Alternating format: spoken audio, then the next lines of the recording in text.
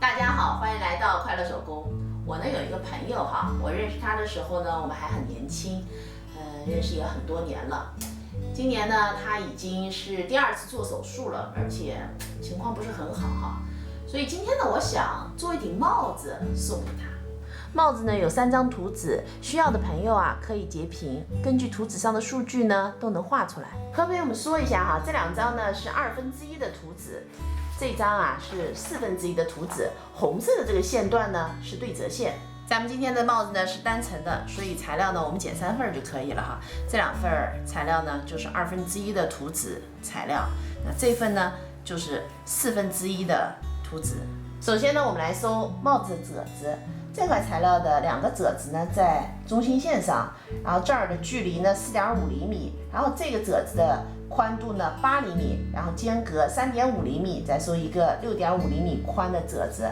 我们把材料这样子折叠起来哈，然后车上这段线，那这段线的长度呢是25厘米，这儿也是一样的哈。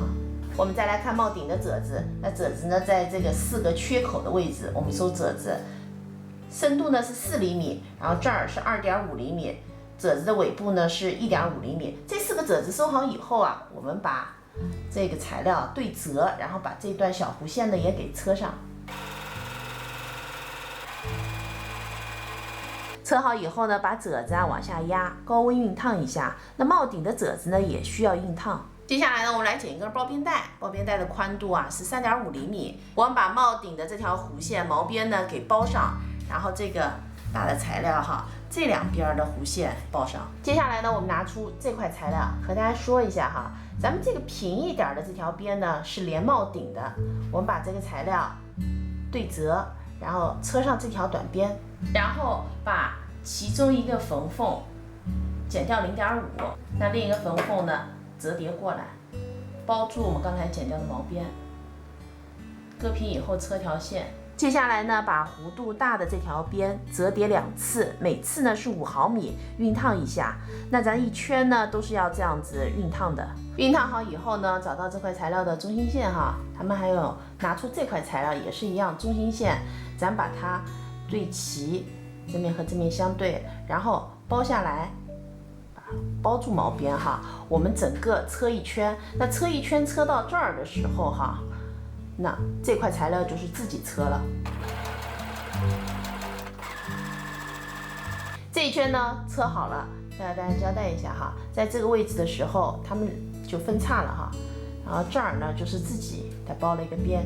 接下来我们把材料呢翻到正面，咱们这个有褶皱的，就是正面哈，就是脑门的这个地方。现在呢，我们把材料里面的这层呢冲外，里边就是这个有褶皱的。那这儿2层呢是毛边。接下来我们拿出我们的帽顶，我们把帽顶的中心线和这个中心线对齐。那正面呢是冲下哈，然后我们整个车一圈，毛边呢用包边带把它给包掉。接下来呢，我们剪一片布片。把它对折，车上这3条边，在这儿留个反口，把材料呢翻到正面，然后我们把这块材料啊搁在后脑勺中心线的位置，车上这2条边。帽子呢做好了，我让模特给戴上了。我这脸大，戴这样子的款式真的不好看哈。这个与其我觉得是帽子，其实更像头巾哈。有它很好的装饰性的效果，而且咱们坐月子像这样子的款式，是不是也挺实用的？它这个帽子的帽围调节最主要就是靠后边这个蝴蝶结，它一抽紧啊，这个帽围就会变小哈。我用的是这个颜色，我觉得特别显白，好看哈，希望我的朋友会喜欢。这期视频内容啊就是这些了，感谢您花宝贵的时间来看我的视频，记得要帮忙点赞，咱们下期再见。